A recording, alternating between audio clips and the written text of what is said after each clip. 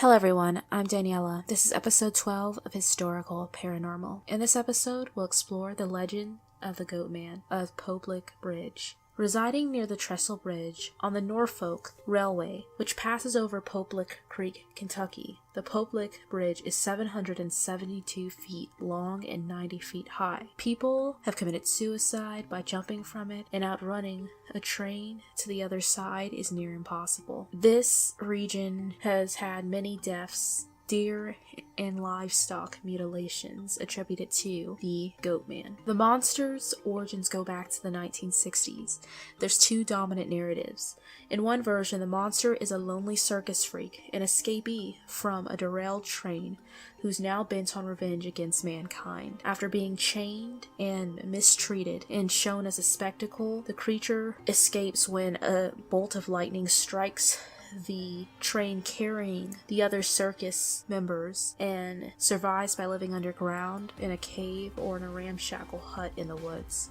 In another tale, it was a farmer who gained supernatural powers after selling his soul to Satan with a mishap with sacrificing his goat. Some characteristics of the monster are that it is a cross between a man and a goat, with the upper body of a man and the lower torso of a goat or sometimes a sheep. The creature is said to have short, sharp horns, nestled in long, greasy hair, and fur-covered muscular legs. It is said that the creature uses hypnosis through way of staring, or has a siren-like voice, or imitates the voice of a familiar person that lures people to the path of the train. Others say it jumps down on cars driving under the trestle and is said to carry a bloody axe. Some suggest it also travels with a pack of wild goats. In certain versions of the story, the sight of the monster is so terrifying that it drives victims to jump to their death. It is said that the creature is most likely to be sighted on weekend nights in October and during full moons. Some stories surrounding the creature. Those who have attempted to drive beneath the trestle at the stroke of midnight have reported being chased by a beast who can run at the speed of nearly 60 miles per hour. And more than one report has claimed the loss of their car door handle or bloody claw prints left on their car door after the pursuit.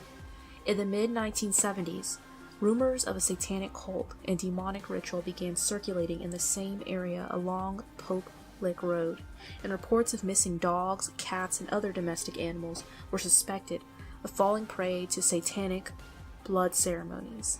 A mysterious farm known as the Four Winds down the street a few miles from the train trestle was suspected of being owned by a group of Satanists who worship the Poplick monster as the living embodiment of Baphomet, the goat of Mendez himself, and mocking the image of the Lamb as the embodiment of Christ who died for the sins of humanity.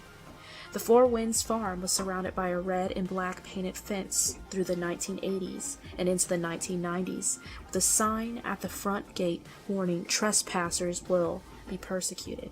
Strange tribal drum beats and chanting were often heard from the woods behind the farm's barn. Another potential danger in the area is the group of angry farmers and residents who constantly suffer in fear of the monster's attacks on their livestock and families. Some of these residents should be considered armed and dangerous and might not take kindly to anything or anyone lurking around the area after dark. The legend of the Poplick monster and the haunted railroad trestle it calls home have been passed down throughout oral tradition and spread about over 3 generations of Louisville culture. Some explanations for these sightings are: some say it's Jefferson County's version of Ichabod Crane's nightmare, a headless horseman type monster who rides the tracks and kills anyone who crosses his path. Others say it's not a monster at all, it's an old chemist who became a recluse after a chemical explosion in his lab terribly disfigured his face. Others say it's just a hermit who lives in a nearby shack and would scare away anyone who came near the trestle. Still others say the figure that purportedly wanders the area is the deformed son of a local farmer, so hideous he won't show his face until nighttime. Some point to the fact a train goes through the area and some unsuspecting people might have been struck by it, or those exploring the area might have lost balance. It's not that uncommon in the 21st century for people to take selfies along the trestle and find themselves in harm's way of the train. Just as recently as 2016, a woman who was investigating the Goat Man lost her life. It is also a popular spot for high school boys to dare each other. Some might even be under the influence of drugs or alcohol. In February of 1987, Jack Charles Baum II, a 17-year-old Spalding University student, was struck and killed by a train while walking on the trestle. In May of 1987, 19-year-old David Wayne Bryant died of injuries suffered a year earlier when he jumped from the trestle to avoid getting hit by a train. And in November of 2000, Nicholas Jewell of Mount Washington, age 19, died after falling from the trestle. 4 friends who were with him told police that Jewell had attempted to cross the trestle and was about halfway across when a freight train approached.